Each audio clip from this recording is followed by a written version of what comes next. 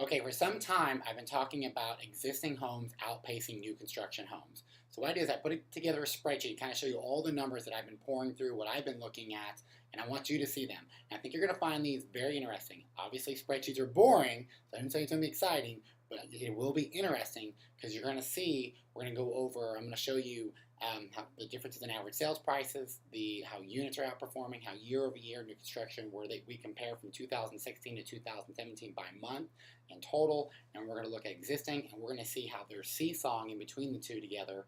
And then obviously we want to connect with you later on one because we've also developed different marketing and sales strategies that we need to employ and put into effect immediately because we need to drive sales. Because these numbers are just revealing to us the opportunities. They're not the problems or the opportunities, and while opportunities are just things that we get to overcome. So we have some strategies. So again, let's look at these numbers and then we'll discuss what we've come up with, and also we can get together and mastermind with you, see what you think and what we can do to drive sales and ensure that you have a fantastic finish in the year. All right, so let's dive in. So overall, what we have here on this first slide is new construction sales 2016 to 2017.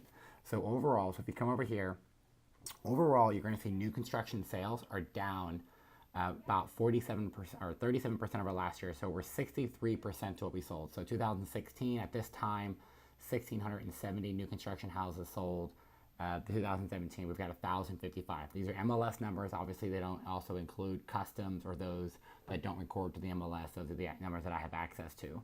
And if you kind of go through here, you're going to see, Edmond, 71% to last year, or Deer Creek, 75, Moore, 48%, Mustang, 75, Newcastle, 69, Norman, 64, Piedmont, 80, and Yukon, 99. Yukon's the closest to being the same, 138 last year, 136 to this year.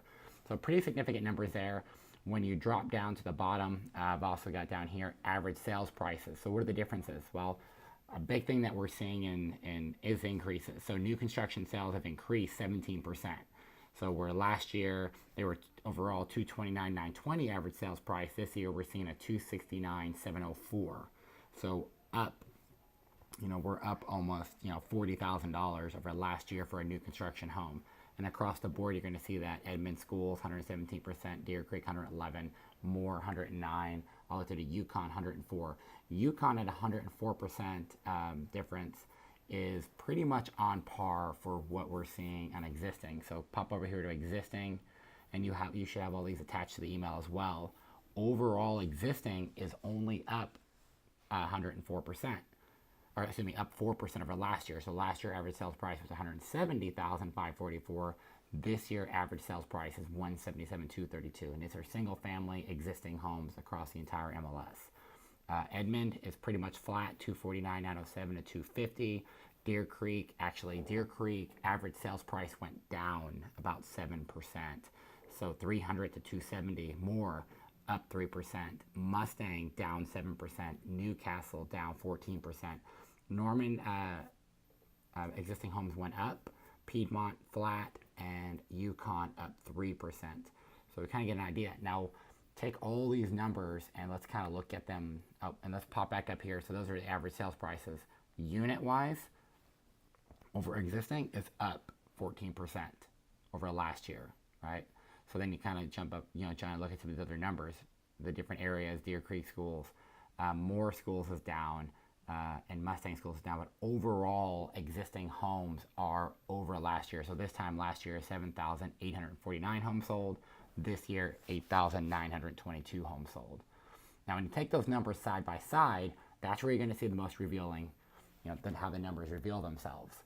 So when you look at this overall, in 2017, where we were 63% to last year. New construction is our existing is up. Edmond Schools down, existing up. Deer Creek down, existing way up.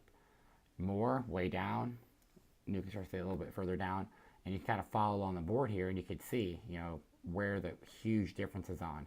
Yukon existing is up.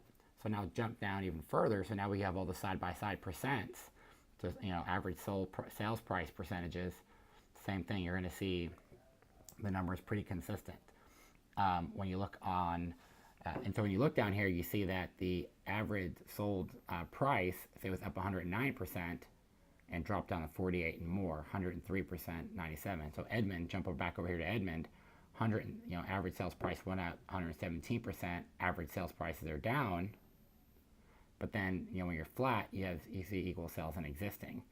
When you go down to, so what does that mean in terms of pricing? Because that's the next question. Okay, well, are these apples and oranges or apples and apples? Well, when you jump overall existing, well, overall average sales price across the metro is 177,232.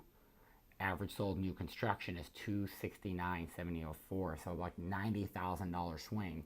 And if you jump into different areas, what's selling in Edmond? Why are existing homes selling in Edmond? Well, the average sales price in Edmond is $254,661. The average new construction sales price in Edmond is $382,980. Deer Creek Schools, $270. That's actually below. So average sales price in the Deer Creek School District for existing homes dropped, which is why they're having a 128% increase in sales. And average, and you're looking again here, you have about only a $3,000 split difference between existing and new. But they're getting, if you jump down the square footages, they're getting about a 400 square foot house or 300 square foot house bigger. So I also have those down there for you to look at and review. More, you can see the differences there. Mustang, Newcastle, you kind of come across the board here and you can see, like Newcastle. Now, Newcastle is pretty interesting because it kind of tells us what's happening. 183% increase in existing home sales, down 69%. Well, look at the average sales price differences, right? So that's a micro side of what we see in other areas. Norman is interesting just because how it affects the overall market. Piedmont, and then obviously Yukon. These numbers are pretty close together between existing 173, 227, still a $50,000 difference, but you can see that they're 129 to 99. Average square foot, only about 160 difference. If you look down here, though, overall, the average square footage is 2353 to new construction average is 2417, but we're talking a almost $90,000 difference in sales price. So roughly the same square footages, but you're just getting a lot more house for a lot less money overall. And if you follow it across the board, same thing. 2336 to 2610, 24 to 2000. So here, you're in Deer Creek, existing homes are just doing awesome. Well, you're getting a much more house. And then you kind of look across. So take a look at these numbers. You'll see how they all correlate. And what we're seeing is just the cost of lots, cost of construction, everything else is driving up the cost of new construction sales, and existing homes are anywhere from flat to negative to at the most a 3.5% to 4% increase. So about a $7,000 difference over last year. So where new construction jumped up considerable in new pricing, new construction moved from average sales price at $229 overall to $269. Existing only moved up about $7,000. So there's the comparison. That's what we need to look at. And again, these are the opportunities. They're not the excuses. How we think. So our thoughts are, we've got some ideas. We want to connect.